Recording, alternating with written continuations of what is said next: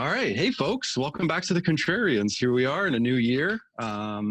We got Martin pop off in the hot seat today. Typically what happens, this is our regular series of the Contrarians.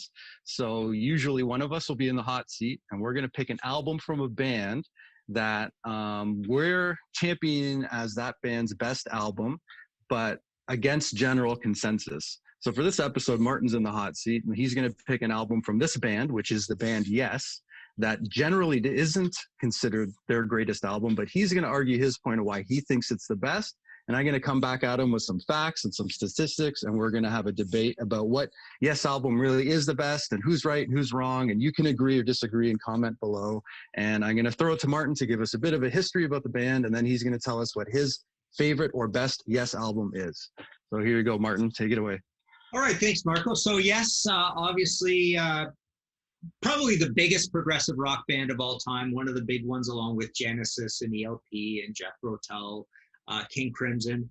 Yes was certainly one of the most successful ones through the 70s. I guess Genesis took that mantle later on, but Yes was very successful with their first few albums, especially like Close to the Edge and Fragile. And everything was kind of going gold along the way. They made a lot of albums in the 70s, a lot of changes in the lineups, a lot of long conceptual pieces. You have John Anderson on vocals, Steve Howe on guitar, Rick Wakeman most of the time on keyboards, Alan White. Early on, you had Bill Bruford.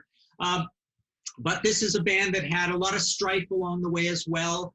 So yes, they had that great long 70s run up into 1978's Tormato. Then John Anderson was out of the band. They did an album called Drama. And then they had their renaissance, their resurgence, and made their biggest album, 90125, which is a real sort of update to the band, and they had a little bit of success there. And then they continued on. That was the Trevor Rabin era.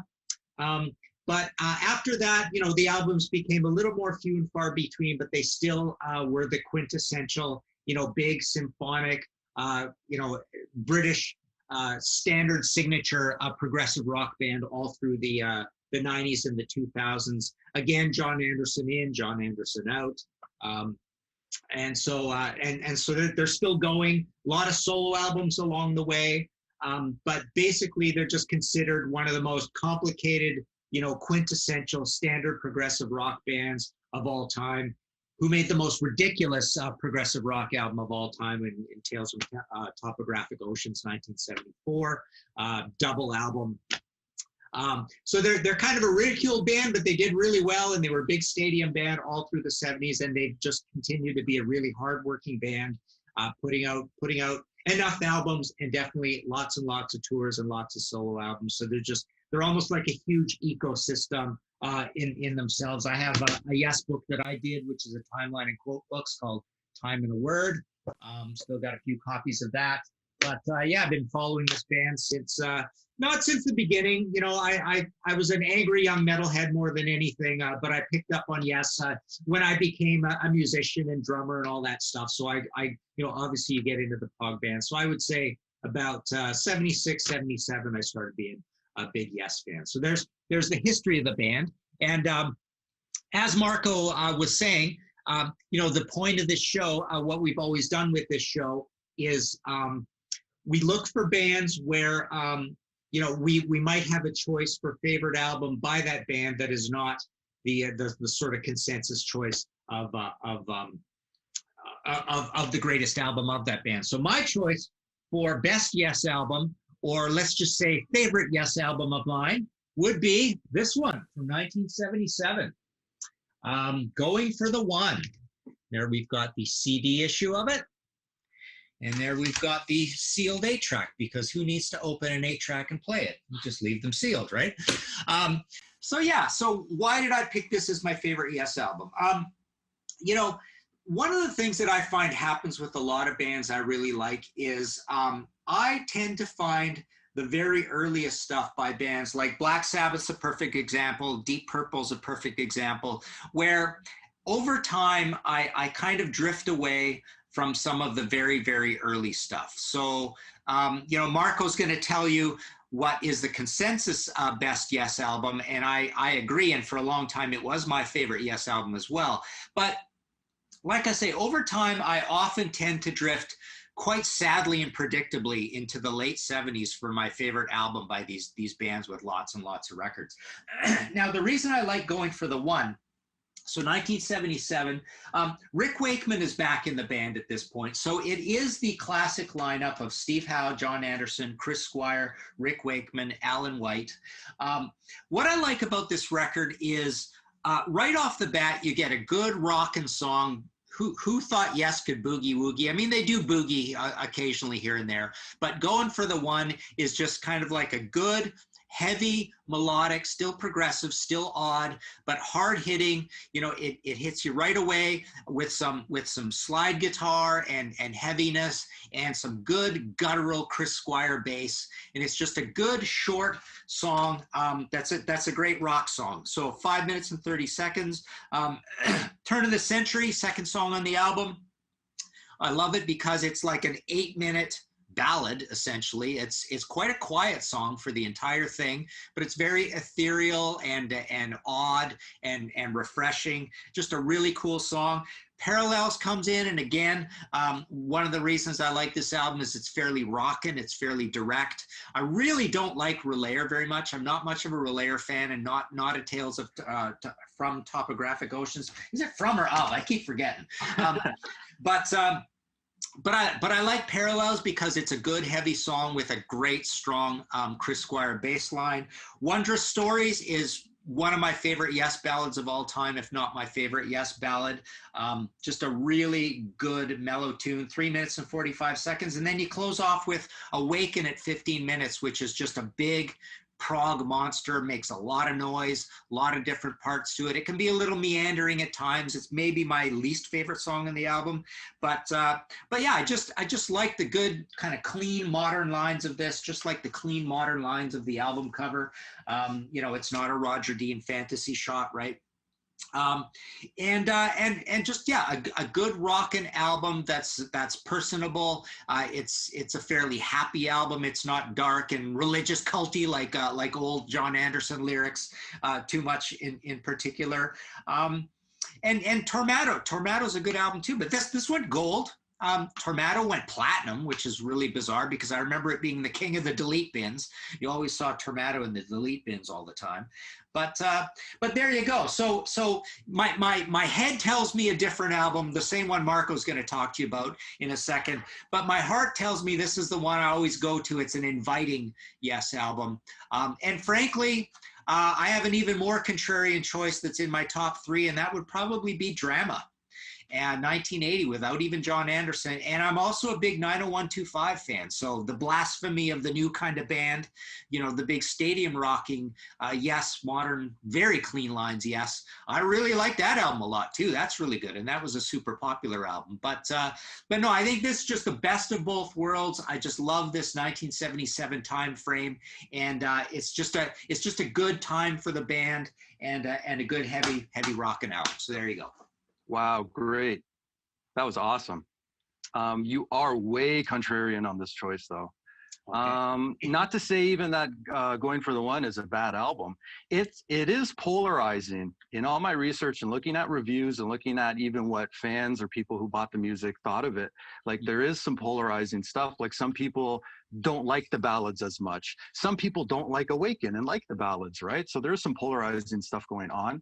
Okay. The one album that seems to not be polarizing is Close to the Edge. Yeah. Now, typically when we do these episodes, like I'll research like ratings, reviews, greatest lists, ranking lists of albums and stuff like this. The one constant that everybody picks as Yes's best album is Close to the Edge. I have a list of 11 different websites, reviewers, rankings, raters, all kinds of stuff like this that rated and ranked all of Yes's albums. Out of 11 lists, Close to the Edge comes in number 1 10 times. And the one time that it didn't come to number 1, it was number 2. Yeah. So everything else, it's odd because like everybody has such different opinions on the line because there's so much stuff Yes did over the years. Yeah. Like you brought up 90125, which only popped up on one list out of 11, interestingly enough, even though that was their most popular, sold the most, had their biggest hit. But anybody who's a Yes fan doesn't really point to that as one of their greatest albums. Yeah. Yeah, there's Close to the Edge right there. Very cool. With some Yeah, I mean, signatures on it. it is amazing, and I like I say, for a lot of years, it was my favorite one as well. Close to the Edge has got to be the greatest progressive rock song of all time. It's a masterpiece. The way that thing just kicks in, and then yeah, And You and I, Siberian Khatru. It's almost like a long single. It's only got 3 songs on it, right? So I mean, that's another reason I don't really click in and remember everything. I mean, there's songs within songs for sure. Close to the Edge is the same way too. But and I've taken polls as well, and I agree with you. I mean, it is the one that comes in the first of all the time. But yeah, sorry, go on. I'm interrupting. I'm such a yes guy. I'll talk yes all day to you. So sorry, go back to what you were saying. No, that's okay. Yeah, it was, from what I understand, the way it was written as separate songs that they kind of combined together seamlessly. Like Close to the Edge is an excellent track. Like you said, and like even Pete Pardo says, one of the greatest progressive rock songs of all time off of one of the greatest progressive rock albums of all time.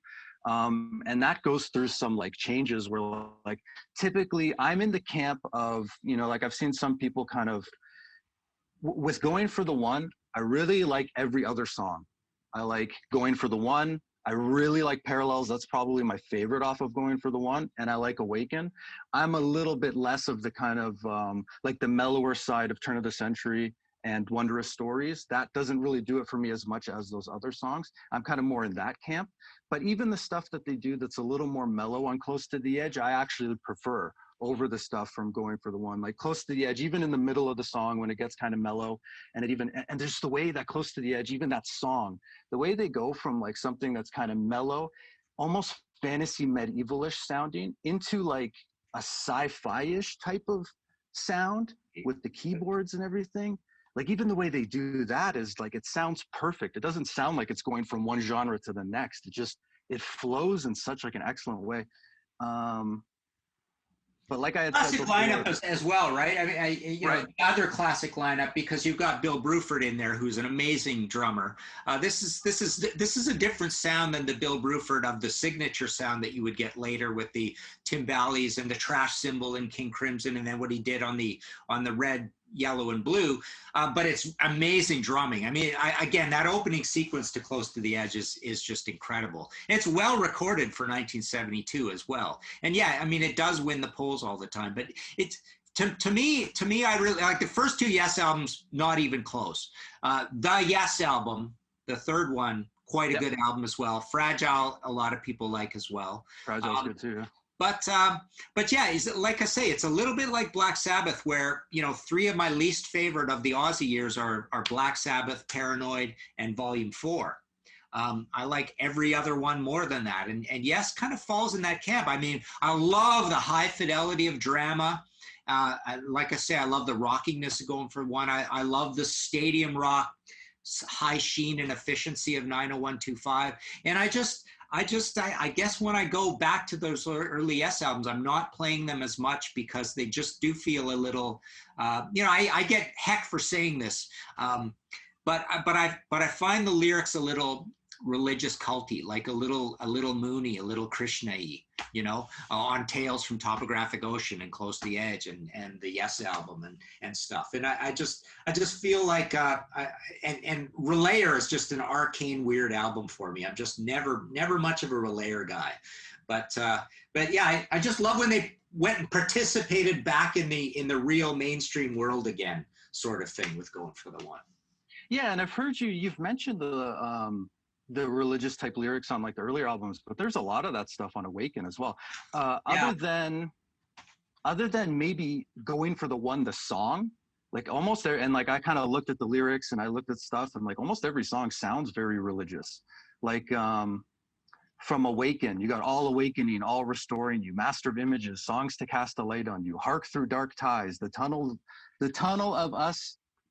out of sane existence, Master of Light, Awaken in Your Heart. Now look at this. I guess that's the one I block out the most. So you've got me on that one. But really, that album. I mean, honestly, when I think about it, the first thing that always comes to mind is Wondrous Stories and Going for the One. Right, a mellow one and a heavy one, and Parallels. Those are the ones that really hit me most. But here's I got some Bible verses for you to kind of go with that. But like, can you sing them like John Anderson? Ephesians, awake, O sleeper, and arise from the dead, and Christ will shine on you. Romans 13:11. Besides this, you know the time that the hour has come for you to wake from sleep, for salvation is nearer to us now than when we first believed. John 8:12. I am the light of the world. Whoever follows me will not walk in darkness, but will have the light of life. It's like if you match up the Awaken lyrics with Bible verses, they're almost like interchangeable. Even like the other songs, like I said, like Wondrous Stories. As he spoke, my spirit climbed into the sky. Parallels. It's the beginning of a new love inside. You know we've got the power. Hear me when I say to you, it's really down in your heart. Turn of the century. Worked to mold his passion into clay. Like the sun, he cries, don't deny me. Isaiah 64:8. But now, O Lord, you are the Father. We are the clay. You are our potter. We are the work of your hand. Like they're very interchangeable. So there is that religious stuff, but albeit like I will agree with you that it is almost like a lot more positive and brighter than maybe some of that religious-y type stuff on the earlier stuff, right? So you have a point there, but it still is very religious-y and very culty and stuff like this. But so I suppose I don't think about the lyrics that way as much because of the music taking me somewhere else, the album cover taking me somewhere else, whereas Tales from Topographic Oceans, it's like you're just immersed. You're just like anchored to this weird world view, like you can't even figure out what the heck he's talking about, right? Mm-hmm. So, But you did mention Bill Bruford's not on this album, and that's one of the things I've seen some people criticize the album for. Album reviews criticized Alan White as lacking Bill Bruford's jazzy creativity, and I know Alan White is kind of seen more as like a rock drummer, and Bill Bruford's seen more as kind of like a jazzy type of thing, which seems to fit more with the band. And maybe that's why the drumming seemed to fit more. But like I've said, like there is some polarizing stuff. One review on Rate Your Music called Side 2 cluttered and Awaken monstrous murk, with Yes showing their oblique and convoluted approach, which is interesting because some people will praise Awaken as being the one thing you should buy the album for, whereas some people kind of put it down, right? But then even with like the ballads, some people praise Awaken, but then put down Turn of the Century and Wondrous Stories. One reviewer says, Anderson singing and How's Guitar and Going for the One in Parallels hurt his brain lobes. Do you have there how high this album ever came on those lists? Yeah, I do. With Wondrous Stories, it was reviewed as repetitive and boring. Other than Anderson and Wakeman, nobody else really does anything. Squire and White take a back seat, and Howe doesn't even come on until much later in the song, leaving the song to feel ordinary. So there are some people, like all across the board, you got people criticizing almost every piece of it, where with Close to the Edge, it's almost unanimous, like every song is like perfect.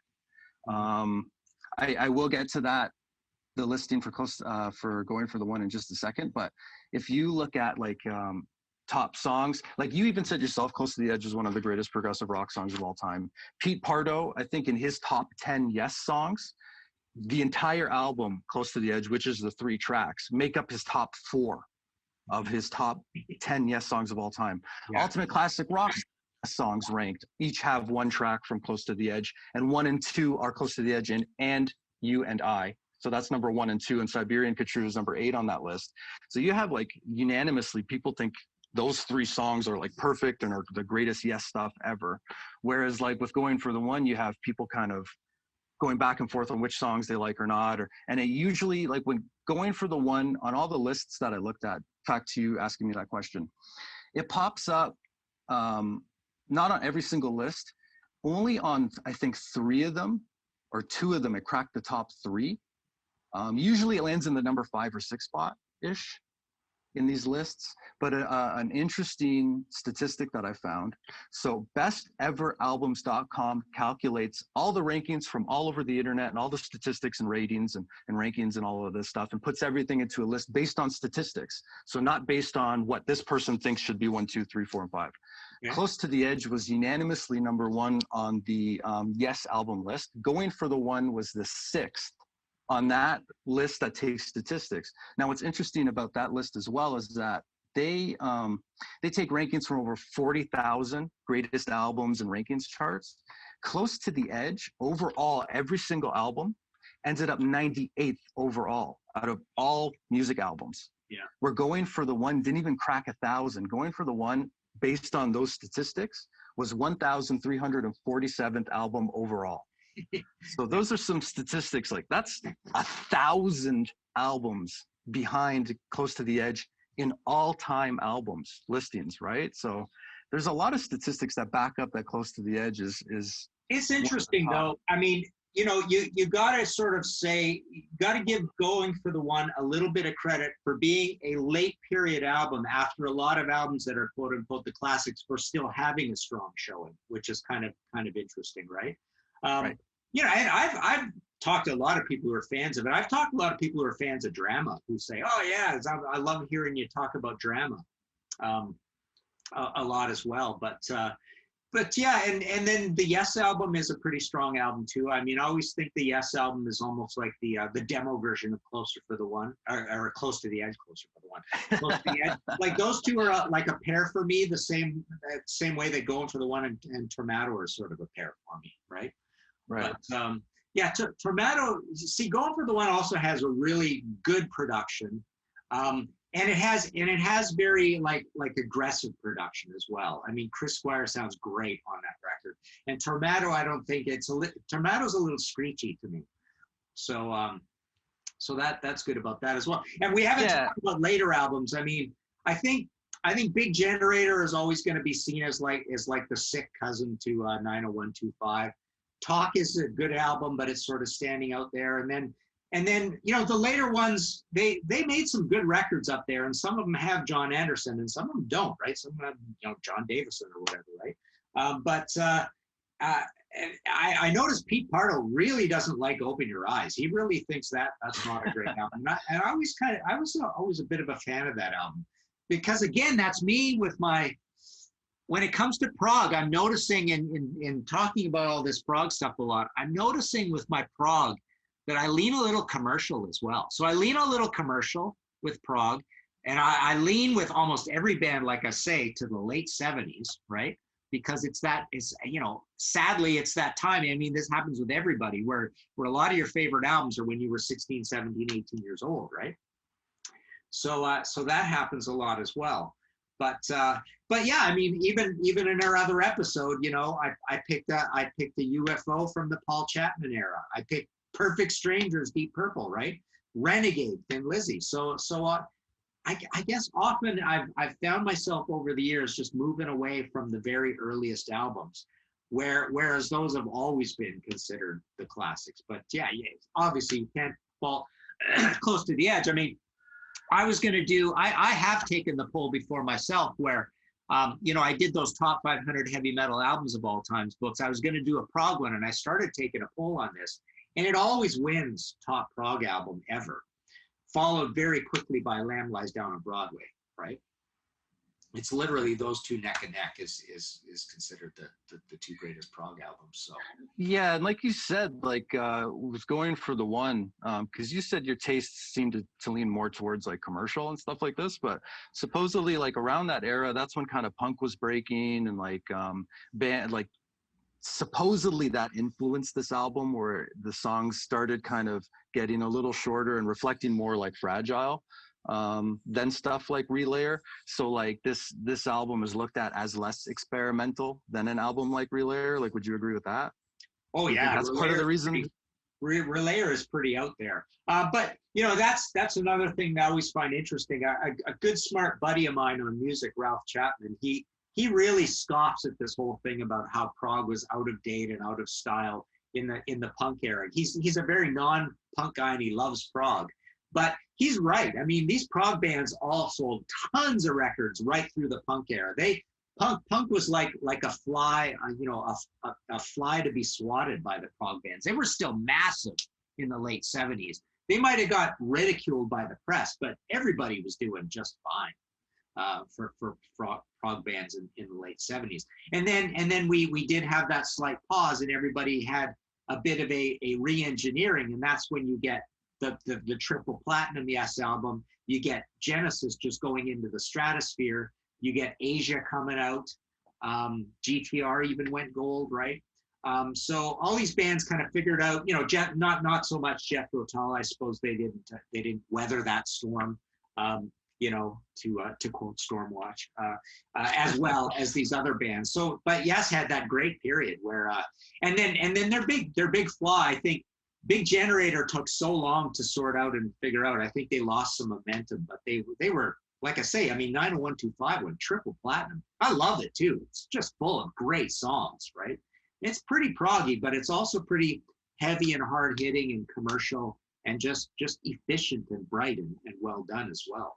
But yeah, interestingly, out of the 11 lists that I looked up and I have listed here, 90125 only pops up in the top 5 once on all 11 lists. Yeah, that's kind of a shame. I mean, it's a little bit of you know, saying, oh, they're not prog enough at this point, and maybe even it's a little bit of that prog nerdiness at the jealousy of they're everybody's band now and they're not just our band anymore. But you know, interestingly, one more point to make about I think the last one of the true prog era, Drama, is probably the one that is the most cleanest and efficient and well recorded and tightest of all of them. And that's why I love Drama so much. I mean, I really think, I mean, I remember as a kid, it actually took me a little bit of time to clue in that John Anderson wasn't even on it because it sounded exactly like him. I mean, I can't remember exactly my thought process at what was it, 17 years old, but I almost, I seem to remember at the time looking at it and realizing it wasn't him, thinking, that sounds so much like him. It's one of these situations where they're showing the picture and the name of the new guy, but John Anderson really did say it. I think I remember even thinking that at the time, right? Because it sounds so much like him, right? But if, you know, without the internet, and if you didn't have the album in front of you and stuff, and you were just hearing it on the radio, like, you could totally be excused for not thinking it was John Anderson. Well, when you're a kid too, you don't, like, the world isn't like relative in some ways. Like, I remember when I was a kid, Pierce Brosnan was James Bond, and I remember GoldenEye just came out, and that was the big thing. And I remember on TV, it was like, oh, James Bond is on TV, and I remember tuning in, and it was Never Say Never Again with Sean Connery, and I'm like, who's that guy? That's not James Bond. You know, like, so it just goes to show you, like, when you're a kid, like, things. But I did see Yes last year. Sometimes we bring up like live set lists now. Going for the One had one representative live, which was the song Going for the One. But that's not very fair to bring that up, because if you look at the set, like when I was there and saw them live, they really were pulling from all different albums. Like they didn't really, like, even Close to the Edge, they only did one song, Siberian Katru, you know, even with Fragile, which is another album. Fragile and the Yes album, I find, pop up in the top 3, are kind of like usually getting changed around for number 2 a lot. They only did Roundabout, I think, live from that one. They did Gates of Delirium live. But they've pulled from a lot of different albums. Interestingly, with that too as well, like one of the things I sold my wife on going to the show, and one of the things I sold her on was, she's not a huge prog rock or metal fan, but I told her, yeah, Yes is the band that does Owner of a Lonely Heart, and she loves 80s music and she likes that song. So I sold her on going to the show with me, and for some reason, they didn't play that song live, so she was disappointed about that. Marco, I'll tell you, the same thing. I sold my wife on going to a Yes show, and I saw them at Massey Hall. And I swear it was the most obscure set list you could possibly imagine. Forget just not Owner of a Lonely Heart. I barely recognized a lot of the songs. It was so bizarre. This would have been like in the late 90s or something. Like I was going, sorry, man. There were no hits. There were no hits that night, it seemed like. It was just the most craziest, weird set list. And everything was super long. So yeah, I suppose that could happen. But, you know, I think Close to the Edge went platinum, right? And Fragile is double platinum. Double platinum, yeah. Yeah. And 905 is triple platinum. Whereas, like you had mentioned, Going for the One was only gold. Yeah. And it charted up to that point. I think it was the least charting of the last 5 albums, at least. Okay. So it was the least selling at the time. But I mean, really, I think it was only like charted like one less than the one before it. So that wasn't really a huge thing. The hit singles weren't really a huge thing, like how much it sold. It really comes down more to statistically what everybody considers is the best Yes album, and that just happens to be Close to the One, or Close to the Edge. I just did the same thing you did. Close to the Edge. It's just all across the board, like Pete Pardo, Ultimate Classic Rock, Rankum, Prog Sphere, Planet Prog, like all these different sites that all put Close to the Edge at number one. Everything else after that kind of shifts and changes around.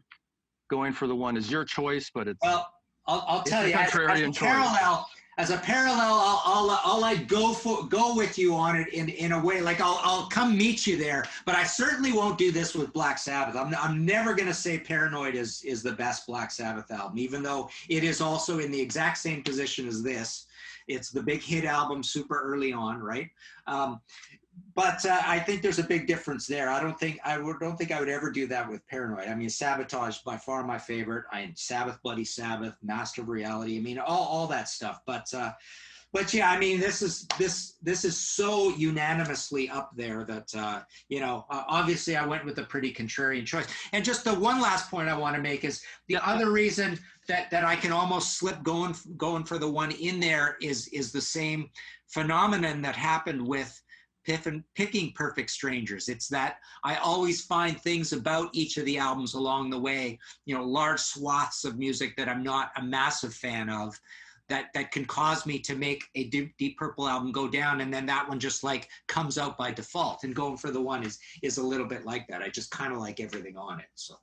So I will settle for a tie. Would you concede to a tie? Okay, we'll go with a tie. Yeah. Okay, great. The other thing I agree with you on actually with Sabbath is Never Say Die. I saw your ranking list with Pete and Guitar Hack, and they were giving you a hard time over Never Say Die, but I love Never Say Die. I actually, on my wrist, I have tattooed Never Say Die with the exclamation mark, just the way it is written on the album. So I love Never Say Die. Yeah. But anyways, so we're gonna agree on a tie this time. Let us know what you think. Is Martin crazy for picking Going for the One? Is Close to the Edge the best? Do you have a different favorite? Let us know below. And your book, A Word in a Song, is that in print? Time in a Word. It's almost like perfect because it's a timeline and quotes book, and then that title just came to us. Where is it here? It's like the name. It's a Yes title, so Time in a Word. So it described it perfectly. I want to say one more thing about this whole Contrarians thing that we do, right? People think because we have this show and every episode is about being a contrarian, that we're constantly contrarians. People have to realize that it's few and far between that we can find bands that we can be contrarians on, because just like, half the time or more than half the time or quite often, we're absolutely not contrarian on a band. And that's why we can't do that band. So people have to realize that we're doing this show not just to be contrarian. It's because that's the name of the show, and this is the one time we are contrarian. And then the next time is the other time we're contrarian, blah, blah, blah. But in between, there's all these bands that Marco, myself, and Nic look at and go, no, I can't do that one. I'm not contrarian. Aerosmith Rocks is my favorite Aerosmith album. I can't be contrarian, So we get disqualified way more often than we get qualified to be a contrarian. So please don't constantly call us a contrarian just because he's doing this all the time, right? But yeah, other than that, I guess we'll wrap it up for today. Let us know in the comments what you think. Also, check out our social media pages, because we're going to be doing a bunch of giveaways of some of Martin Popoff's ebooks from Zunior.com, which are also available martinpopoff.com. Like, he's got all his books. Zunior.com has ebooks. We're going to be doing some giveaways, so check us out on social media. Participate in some of those contests. You could win a free ebook and help us grow the channel at the same time. So other than that, thanks a lot, everybody, for stopping by. Every time I go on YouTube, we're hitting milestones. I think we're over 30,000 lifetime views now. We're like almost 900 subscribers. Like, it's just wild. So I just want to take the time to thank everybody again for checking us out. Like, we love music. We love talking about music, and hopefully you love listening to us talk about music. If not, let us know below and comment. So thanks, everybody. All right.